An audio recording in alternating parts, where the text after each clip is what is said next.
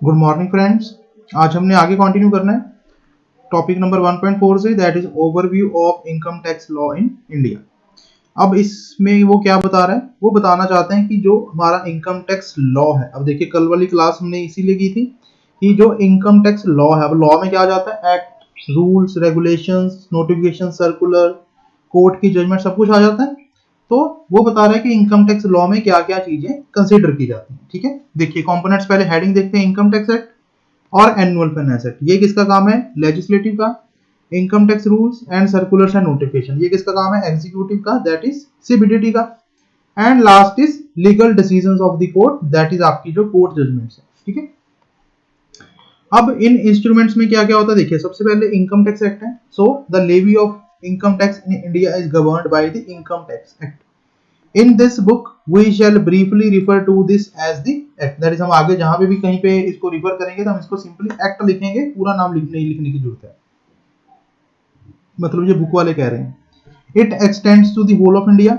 It came into force on 1st April 1962. It contains section 1 to 298 and schedule 1 to schedule 14. ठीक है, sections क्या होते हैं, basically जब आप एक्ट पढ़ते हो तो हर चीज मतलब लूजली पैराज में नहीं लिखते, वो उसको नंबरिंग डाल के लिखते हैं, लाइक 1 2 3 4। तो वो बोल रहे हैं कि इस एक्ट में कितने हैं, इस एक्ट में 298, एक से लेके 298 सेक्शंस हैं और 1 से लेके 14 तक शेड्यूल। अब एक सेक्शंस की अपनी अपनी सब सेक्शंस और क्लॉजेज और सब क्लॉजेज हो सकते हैं। ठीक है, सेक्शन की क्लॉजेज या सब क्लॉजेज क्या हो सकती हैं, अब देखिए सारा कुछ एक ही नंबर के अंदर नहीं हो सकता, तो कई बार क्या किया जाता है, ज्यादा क्लैरिटी देने के लिए उस पॉइंट के अंदर आगे सब नंबरिंग कर दी जाती है, ऐसे 1 2 3 4, सॉरी, मतलब मान लो मैंने इसके अंदर सब नंबरिंग कर दी ए, इसके अंदर ऐसे सब नंबरिंग कर दी, फिर इसके अंदर ऐसे सब नंबरिंग कर दी, तो हम इसे ऐसे करके सब नंबरिंग कर सकते हैं। ठीक है, तो हम जब इसे पढ़ेंगे तो इसे पढ़ेंगे सेक्शन, और इसे जो पढ़ा जाता है इसे पढ़ा जाता है सब सेक्शन या क्लॉजेस की तरह, सब सेक्शन या क्लॉजेस बोला जाता है। वो कैसे, अगर तो ये सभी मिलकर इस सेक्शन को बनाते हैं, दैट इज ये सभी एक ही सेक्शन का पार्ट है, तो हम इसे बोलते हैं सेक्शन के सब सेक्शन, दैट इज ये सभी मिलकर इस एक्ट को, इस सेक्शन को कंप्लीट करते हैं। लेकिन अगर ये सभी इंडिपेंडेंट है, दैट इज आपस में एक दूसरे से बिल्कुल अलग हैं, तो हम इन्हें बोलते हैं क्लॉजेस। तो हम इन्हें बोलते हैं क्लॉजेस। अगर इनके आगे सब नंबरिंग आ जाए तो वो सब क्लॉजेस हो जाएगी। ठीक है, सिंपल है। अगर तो जो आपका मेन नंबर है उसे हम हमेशा क्या बोलेंगे, उसे हम बोलेंगे सेक्शन। अगर उसके आगे जो नंबरिंग दी गई है, अगर तो वो आपस में रिलेटेड है, दैट इज अगर वो एक ही सेक्शन को उसके पॉइंट्स बना के समझाया हुआ है, ठीक है, तो हम उसे क्या बोलेंगे, हम उसे बोलेंगे सब सेक्शंस। लेकिन अगर वो सभी पॉइंट्स आपस में इंडिपेंडेंट हैं तो हम उसे क्या बोलेंगे, क्लॉजेस। ठीक है, जैसे मैं आपको एग्जांपल देता हूँ, आपने कंपनीज एक्ट किया था, कंपनीज एक्ट में आपने किया था एक सेक्शन 2, सेक्शन 2 में क्या था, सेक्शन 2 में थी डेफिनेशंस। डेफिनेशंस में याद है, आप डेफिनेशंस रीड करते थे किसकी, कंपनी की, स्मॉल कंपनी की, बहुत सारी डेफिनेशन थी, जहां पे आपकी बुक में लिखा होता था 2, जहां पे उसको लिखा होता था ऐसे 271 272 ऐसे करके। ठीक है, तो ये सभी डेफिनेशन, ये सभी जो आगे सब नंबरिंग थी, ये क्या करती थी, ये सिर्फ उसका मीनिंग समझा रही थी, टर्म्स का। तो मीनिंग सबका एक दूसरे से अलग होता था, उनकी आपस में कोई रिलेशन नहीं है एक दूसरे से, तो इसी वजह से हम इस नंबरिंग को बोलते थे क्लॉज। इसको हम क्या बोलते थे, clause. Section 2 clause 72, section 2 clause 72, या एबीसीडी की फॉर्म में आता था। याद कीजिए कॉन्ट्रैक्ट एक्ट में जब आप डेफिनेशंस पढ़ते थे, तो सेक्शन 2 क्लॉज दिस, सेक्शन 2, क्योंकि वो उस सेक्शन के अंदर सब नंबरिंग की गई है, लेकिन वो आपस में एक दूसरे से इंडिपेंडेंट है। ठीक है, जबकि दूसरी साइड आप एक सोचिए, आपने किया था सेक्शन 8 कंपनी, तो सेक्शन 8 कंपनी के अंदर याद हो तो अगर कुछ ऐसे करके नंबरिंग चलती थी 1 2 3, उसको सेंट्रल गवर्नमेंट से लाइसेंस लेना पड़ेगा, लाइसेंस के लिए कंडीशंस हैं, अगर नहीं होगा तो कैंसिल कर देंगे।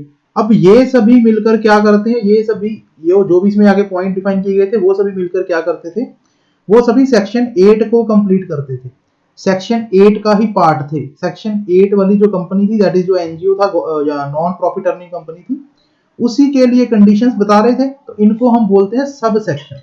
ठीक है, दैट इज ये ऊपर वाले सेक्शन का ही पार्ट है, इनको हम बोलते हैं सब सेक्शन। ठीक है। तो यही आपका बता रहा है कि एक सेक्शन के अंदर सब सेक्शंस हो सकते हैं या फिर क्लॉजेज हो सकते हैं, ठीक है।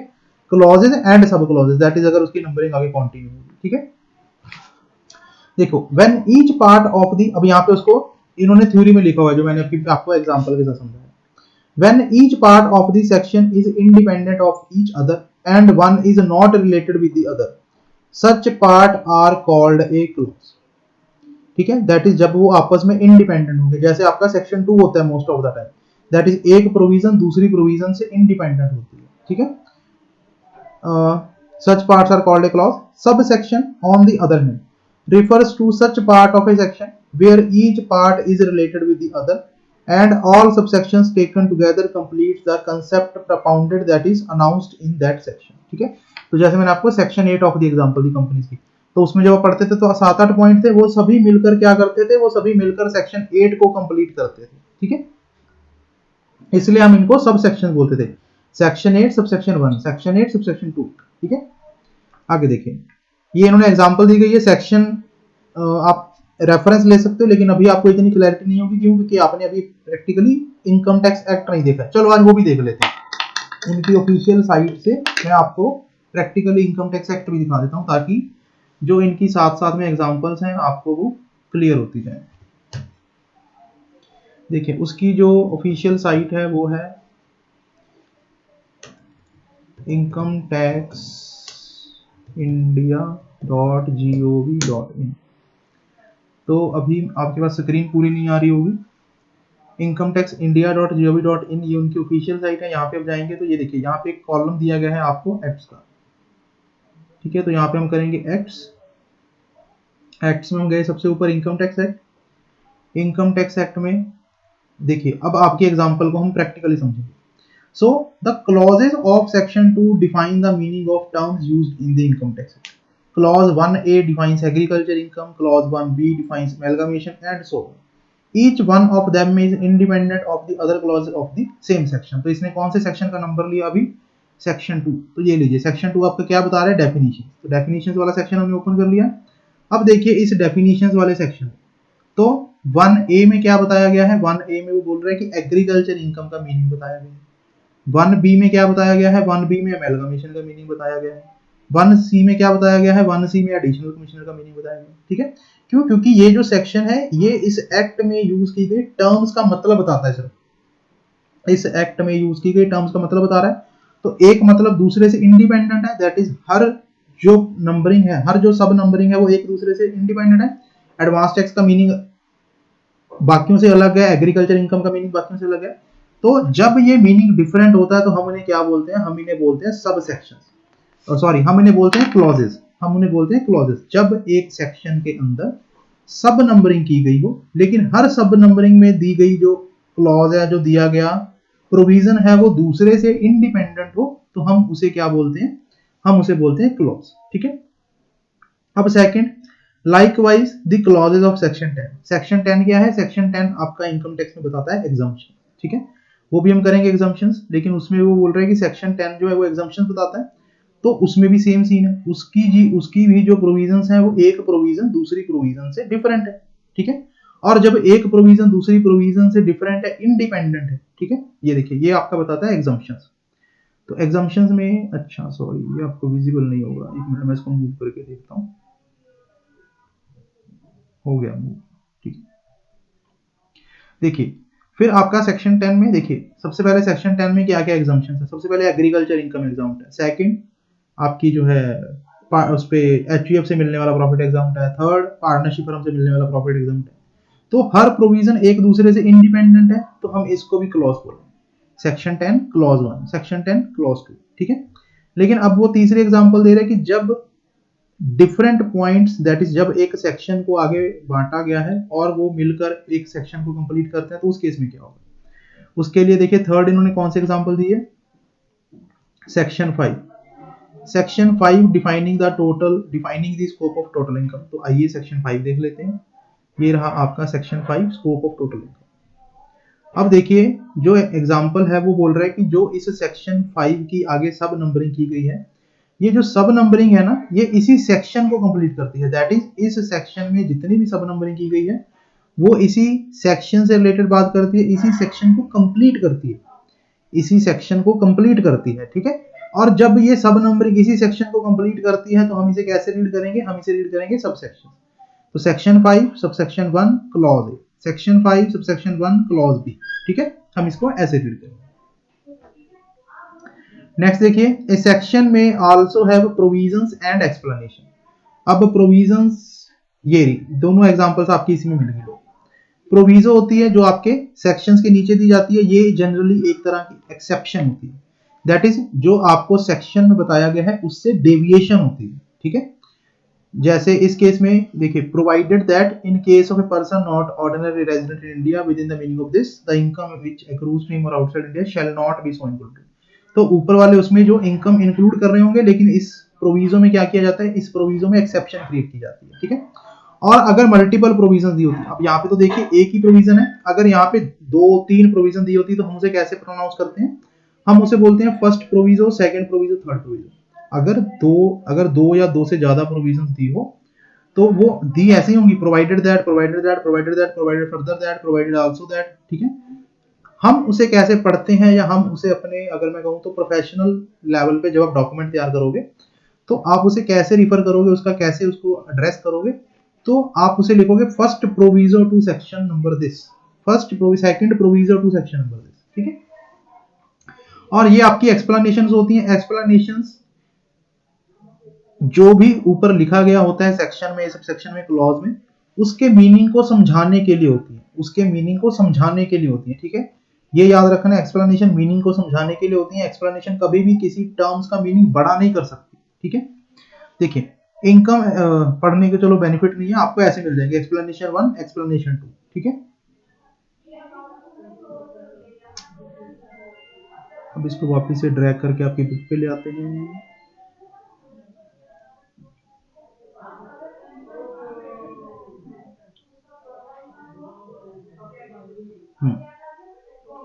ये लीजिए, नाउ आगे देखते हैं। ए सेक्शन में आल्सो है provisos and explanation. The proviso to a section subsection clause spells out the exceptions या कंडीशंस, ठीक है, to the provisions contained in the respective section subsection clause. For example, the proviso spells out the cases where the provision contained in the respective section या subsection या clause would not apply, और where the provision would apply with the certain modification, ठीक है। इसलिए मैंने बोला कि वो या तो वो एक्सेप्शन क्रिएट करती है, दैट इज जो ऊपर लिखा गया है उससे कैसे डेविएट किया जा सकता है, या किन केसेस में ऊपर लिखी गई प्रोविजंस एप्लीकेबल नहीं होगी। And explanation to a section subsection clause gives a clarification relating to the provision contained in the respective section, subsection and clause, ठीक है।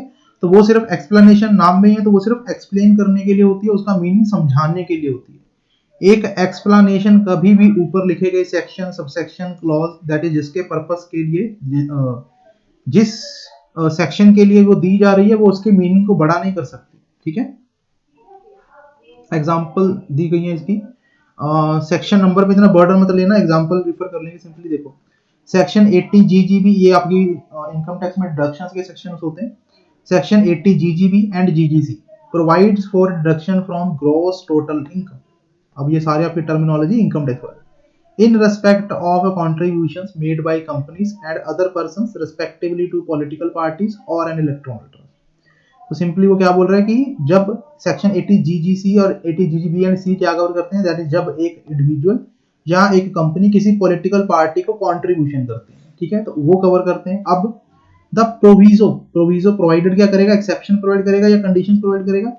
The proviso to section 80 GGB and 80 GGC provides that no deduction shall be allowed under these sections in respect of any sum contributed by cash to political parties or an electoral trust, ठीक है। तो normal 80 GGB या 80 GGC क्या बोलता है कि अगर एक इंडिविजुअल या एक कंपनी, दोनों के लिए अलग अलग सेक्शन बने, अगर एक इंडिविजुअल या एक कंपनी अगर किसी पॉलिटिकल पार्टी को या किसी इलेक्टोरल ट्रस्ट को किसी तरह की डोनेशन देती है तो उनको डिडक्शन मिलेगी इनकम से। लेकिन उसकी एक प्रोविजो है जो बोलती है कि अगर जो है डोनेशन है वो कैश में की गई है तो आपको डिडक्शन नहीं मिलेगी, ठीक है। तो प्रोविजो ने क्या कर दिया, प्रोविजो ने एक डेविएशन क्रिएट कर दिया। ऊपर सेक्शन ने कहा था कि मैं डिडक्शन दूंगा, लेकिन प्रोविजो ने बोला, प्रोविजो ने एक्सेप्शन क्रिएट कर दी। प्रोविजो ने कहा कि अगर आपने जो डोनेशन दी है, अगर आपने जो कॉन्ट्रीब्यूशन किया है वो कैश में किया है तो आपको उसका बेनिफिट नहीं मिलेगा, डिडक्शन नहीं मिलेगी। Thus the provisos to these sections spell out the circumstances when deduction would not be available thereunder in respect of contribution. The explanation, अब उसी सेक्शन में बोल रहे हैं, the explanation below section 80 GGC provides that for the purposes of sections 80 GGB and GGC, political party means a political party registered under section 29A of the Representation of People's Act 1951. अब explanation क्या करते हैं, किसी चीज का meaning clarify करते हैं। तो 80 GGC में जो एक्सप्लेनेशन दी गई है वो किस चीज का मीनिंग क्लैरिफाई कर रही है, वो आपका मीनिंग क्लैरिफाई कर रही है पॉलिटिकल पार्टी का। दैट इज पॉलिटिकल पार्टी, उसने बोला, हमने ऊपर लिखा पॉलिटिकल पार्टी, तो पॉलिटिकल पार्टी का मतलब क्या है, ठीक है। Thus the explanation clarifies that the political party has to be a registered political party, ठीक है। The Income Tax Act 1961 undergoes change every year with the addition and changes brought in by the Annual Finance Act passed by the Parliament. Sometimes legislative amendments are made for amending the provisions of the Income Tax Act through legislations like Taxation Law Amendment Act, ठीक है। एक तो income Tax act जो है उसमें हर साल annual finance act, that is जिसको हम बजट भी बोल देते हैं, जब आता है तो उसके साथ एक फाइनेंस एक्ट प्रेजेंट किया जाता है। उस फाइनेंस एक्ट के द्वारा हर साल इनकम टैक्स में क्या किया जाता है, चेंजेस किए जाते हैं। इसके अलावा अगर गवर्नमेंट को लगता है in the during the year, मतलब फाइनेंस एक्ट तो एक साल में एक बार आना है, अगर अदरवाइज गवर्नमेंट को लगता है कि हमें एक्ट में कोई इमीडिएट चेंज लाने की जरूरत है तो उसको जो है लेजिस्लेटिव प्रोसेस द्वारा एक्ट अमेंडमेंट एक्ट की फॉर्म में लाया जाता है, ठीक है। लाइक इन्होंने एग्जांपल दिया टैक्सेशन लॉज अमेंडमेंट एक्ट, ये एग्जांपल इन्होंने ली है जो आपका कोविड-19 के टाइम पे गवर्नमेंट ने टैक्सेशन लॉज अमेंडमेंट एक्ट लाए थे, that is in case of emergency.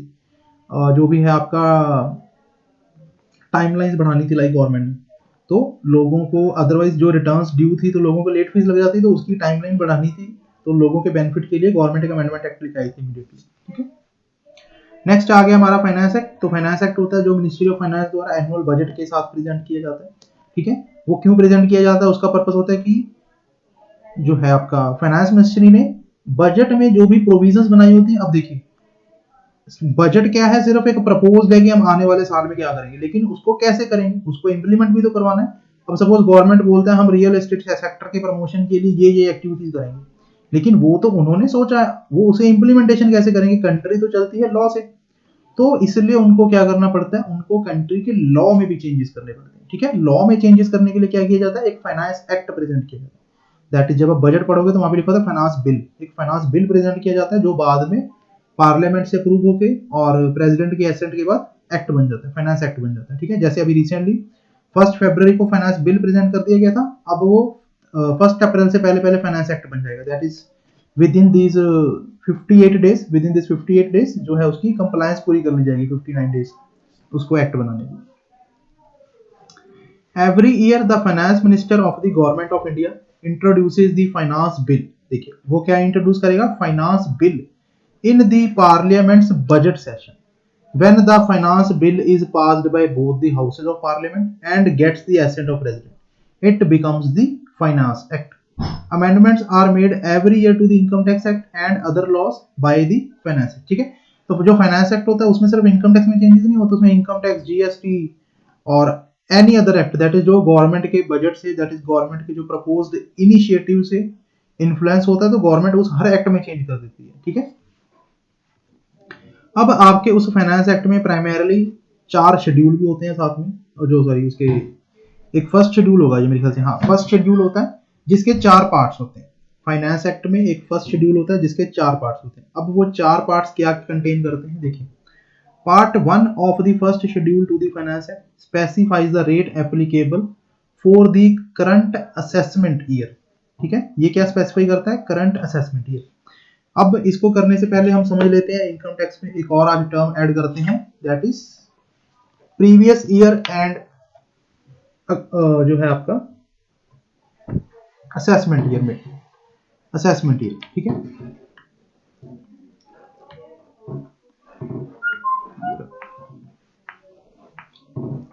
देखिए इनकम टैक्स में एक टर्म्स यूज की जाती हैं जो ईयर्स के रिलेटेड। इनकम टैक्स में 2 तरह के साल रिकॉग्नाइज किए जाते हैं मेनली, प्रीवियस ईयर या असेसमेंट। जो हम अकाउंटिंग में वर्ड यूज करते हैं फाइनेंशियल ईयर, वो आपका ये वाला होता है। ठीक है। तो सपोज लास्ट ईयर के परस्पेक्टिव से बात करते हैं। इनकम टैक्स बोलता है कि अगर मैं आपसे बोलूँ लास्ट फाइनेंशियल ईयर, तो आप कहोगे सर 1 अप्रैल 19 से 31 मार्च 2020। तो ये आपके लिए फाइनेंशियल ईयर है, इनकम टैक्स के लिए ये प्रीवियस ईयर है, ठीक है। अब इनकम टैक्स की प्रोविजन क्या होती है? इनकम टैक्स होता है हमें अपनी इनकम के ऊपर टैक्स देना होता है, ठीक है। तो इनकम के ऊपर टैक्स देना, तो उसके लिए हमें क्या करना पड़ेगा? सबसे पहले तो इनकम कैलकुलेट करनी पड़ेगी। अब इनकम तो हम रनिंग ईयर में तो कोई व्यक्ति एग्जैक्ट कैलकुलेशन नहीं कर सकता कि मेरी इनकम कितनी बनी है या मेरी इस साल की इनकम कैसे होगी। तो इनकम टैक्स बोलता है कि जब आपका फाइनेंशियल ईयर, दैट इज जब आपका प्रीवियस ईयर खत्म हो जाए, उस प्रीवियस ईयर के खत्म होने के बाद, उस प्रीवियस ईयर के खत्म होने के बाद आप क्या करो? आप अपनी इनकम को असेस करो। आप क्या करो? आप अपनी इनकम को असेस करो। कौन सी इनकम? लास्ट ईयर की। अब तो साल खत्म हो चुका है, अब तो आप एग्जैक्ट कैलकुलेट कर सकते हो, पी&एल बना सकते हो, बैलेंस शीट बना सकते हो कि आपने एक्चुअल में कितनी इनकम अर्न की है। आपने क्या करो? इनकम को असेस करो, और इस असेसमेंट करने के बाद आप हमें क्या करो? टैक्स पे करो। अब हमने क्या किया? हमने previous year, that is financial year खत्म होने के बाद अपनी इनकम को असेस किया, तो इसीलिए इसको बोला जाता है असेसमेंट ईयर। इसी को क्या बोला जाता है? इसी को बोला जाता है असेसमेंट ईयर। और इसको क्या बोला जाता है? प्रीवियस ईयर, दैट इज पिछला साल, ठीक है, जो कि आपका फाइनेंशियल ईयर होता है। और उसके खत्म होने के बाद हम क्या करते हैं? हम अपनी इनकम को असेस करते हैं और फिर टैक्स पे करते हैं। तो इसीलिए हम इस साल में असेस कर रहे हैं, तो इसको बोला जाता है असेसमेंट ईयर, ठीक है। अगर मैं बोलूं तो हम असेसमेंट ईयर 2021 की रिटर्न भर रहे हैं। जब आप रिटर्न वगैरह या कोई भी डॉक्यूमेंट फाइल करते हैं इनकम टैक्स में, तो वो असेसमेंट ईयर के साथ रिफर किया जाता है, दैट इज उसके ऊपर असेसमेंट ईयर लिखा जाता है। तो अगर आप किसी डॉक्यूमेंट पर देखते हो लिखा होता है असेसमेंट ईयर, तो इसका मतलब क्या है? इसका मतलब है उसका जो प्रीवियस ईयर है वो है 2019-20, दैट इज असेसमेंट ईयर। इस रिटर्न में जो इनकम दिखाई गई है वो कौन से प्रीवियस ईयर या फाइनेंशियल ईयर की है? असेसमेंट ईयर 19-20 की है, ठीक है। ठीक है जी। तो अगर आप कोई भी डॉक्यूमेंट देखते हो या कोई भी रिटर्न देखते हो उसके ऊपर लिखा हो असेसमेंट ईयर, तो इसका मतलब हमने असेसमेंट ईयर में क्या किया होगा? हमने पिछले साल की इनकम कैलकुलेट की होगी, उसके ऊपर टैक्स दिया होगा। तो दैट इज असेसमेंट ईयर 2021 की रिटर्न में कौन सी फिगर्स रिपोर्ट की होंगी, कौन सा डेटा रिपोर्ट किया होगा, जो कि लास्ट ईयर को बिलोंग करता होगा, जो कि लास्ट प्रीवियस ईयर को बिलोंग करता होगा, लास्ट फाइनेंशियल ईयर को बिलोंग करता होगा, ठीक है। क्लियर है? अब देखिए, अब इसको डिस्कस करते हैं। जो आपका फर्स्ट शेड्यूल है, फर्स्ट शेड्यूल में आपके 4 पार्ट्स होते हैं, part 1, part 2, part 3 and part 4, ठीक है जी। पार्ट 1 में क्या होता है? पार्ट 1 में होता है इनकम टैक्स रेट्स फॉर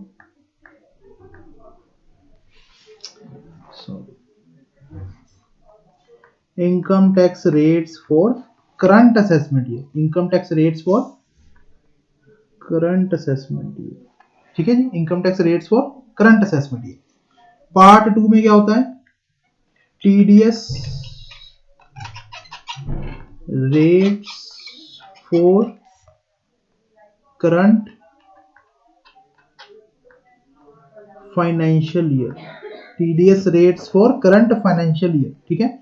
दोनों में डिफरेंस क्लियर होना चाहिए। TDS income tax rates for current assessment year का मतलब इस असेसमेंट ईयर में आप जो टैक्स कैलकुलेट करोगे, कौन सी इनकम पे? लास्ट ईयर की इनकम पे। आप जो लास्ट ईयर की इनकम कैलकुलेट करोगे इस बार, उसके ऊपर जो टैक्स लगना है वो हम बताएंगे, उसके ऊपर जो टैक्स रेट लगेगा वो हम बताएंगे, ठीक है। फिर आता है part 3।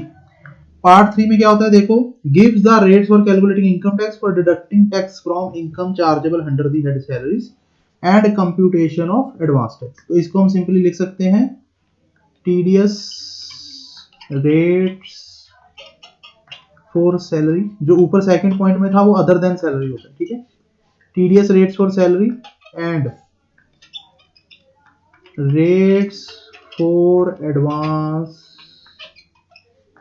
Tax for current financial year, ठीक है। ये जब हम एडवांस टैक्स का टॉपिक करेंगे तो आपको ज्यादा क्लियर होगा। और फोर्थ शेड्यूल में क्या होता है? फोर्थ शेड्यूल में होता है एग्रीकल्चर इनकम, दैट इज वो कैलकुलेशन बता रहा होता है। Rules for computing agriculture income, ठीक है, rules for computing agriculture income, rules for computing agriculture income, ठीक है। अब आपके माइंड में एक चीज अगर क्वेश्चन राइज हुआ है तो जो होना चाहिए कि अगर हमें 1 अप्रैल को पता लगना है कि अगर हमें सपोज अब जब जो है बजट आपका पास किया जाता है 1 फरवरी को बिल आ जाता है, लेकिन वो एक्ट फाइनली कब बनता है 1 अप्रैल को।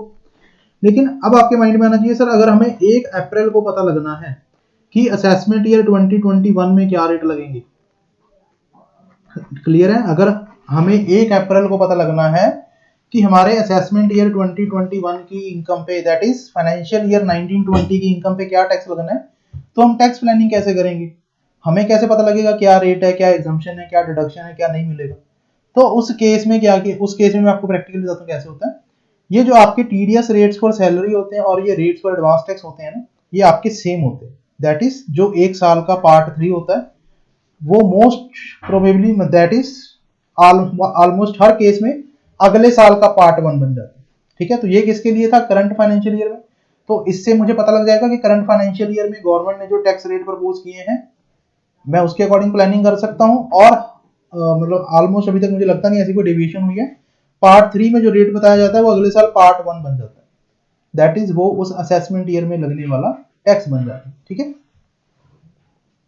यहां से एक बार क्विकली रीड कर लेते हैं। देखिए, part 1 of the first schedule to the finance act specifies the rate of tax applicable for the current assessment year. Accordingly part 1 of the first schedule to the finance act 2020 specifies the rate for assessment year 2021, ठीक है। assessment year 2021 का मतलब previous year financial year 19-20 that is 31 मार्च 20 की income के लिए। Part 2 specifies the rates at which the tax is deductible, तो ये किसके रेट बता रहा है, टीडीएस के, on which tax is deductible for the current financial year.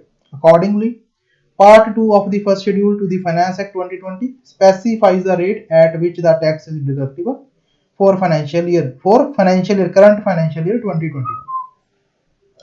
Part 3 gives the rate for calculating income tax for deducting income tax from the income chargeable under the head salaries and computation of advance tax. And part 4 gives the rules for computing net agriculture income, ठीक है। अगर आपको थोड़ी सी confusion create हो रही है इसमें या कोई डाउट लग रहा है तो वो आपका आगे जाके क्लियर हो जाएगा, क्योंकि जो वो टर्म्स यूज कर रहा है वो भी आपने रीड नहीं किए, ठीक है। हम एक बार सीक्वेंशियली चल रहे हैं ताकि बाद में ये चीजें आपकी सिंपली कवर हो जाएंगी, ठीक है। Next is income tax rule. तो इनकम टैक्स रूल किसने इशू करने, एग्जीक्यूटिव बॉडी ने। इनकम टैक्स में एग्जीक्यूटिव बॉडी कौन है, सीबीडीटी। तो ये देखिए यहाँ पे उन्होंने लिखा है the administration of the direct taxes is looked after by the CBDT. The CBDT is empowered to make rules for carrying out the purposes of the act for the administration of the income tax act 1961. The CBDT frames rules from time to time and these rules are collectively called income tax rules 1962. that is, अब देखिए क्योंकि हर section में ये power नहीं होती ना executive, मैंने कहा था जहां पे लिखा होगा एज में भी प्रेस्क्राइब वो सिर्फ वहीं पे प्रेस्क्राइब कर सकते हैं। तो जहां जहां पे लिखा होता है सीबीडीटी वहां पे प्रेस्क्राइब कर देती है, तो उसे हम क्या बोलते हैं, रूल। और जब उन सभी को कलेक्टिवली हम क्या बोलते हैं, income tax rule. That is act के लिए जो भी रूल्स बनाएंगे, ठीक है। जैसे सेक्शंस में सब सेक्शंस क्लॉज सब क्लॉज होती है, वैसे ही रूल्स में सब रूल्स होती हैं, प्रोविजंस होती हैं, एक्सप्लेनेशन होती है। The provision to a rule sub rule spells out the exception, ये वही प्रोविजन बता रहा है क्या करती है, to the limits conditions guidelines basis of valuation as the case may be spelled out in the rule या sub rule. The explanation gives clarification for the purpose of the rule. Next, it is important to keep in mind that along with the Income Tax Act, these rules should also be studied. जब आप income tax law पढ़ रहे हो तो act के साथ साथ rules भी पढ़ने हैं। Next, circulars and notifications. तो circular are issued by CBDT from time to time to deal with certain specific problems and to clarify doubts regarding the scope and meaning of certain provisions of it. Circulars are issued for the guidance of the officers and or assessees, ठीक है। The department is bound by the circulars. While such circulars are not binding on the assessee, they can take advantage of the beneficial circular that is जो circular मेरे लिए अच्छा है मैं वो officer को दिखा सकता हूँ कि सर आपको इसके अकॉर्डिंग काम करना पड़ेगा क्योंकि ये आपके ऊपर बाइंडिंग है, ठीक है। नेक्स्ट देखिए notifications. So notifications are issued by the central government to give effect to the provisions of the act.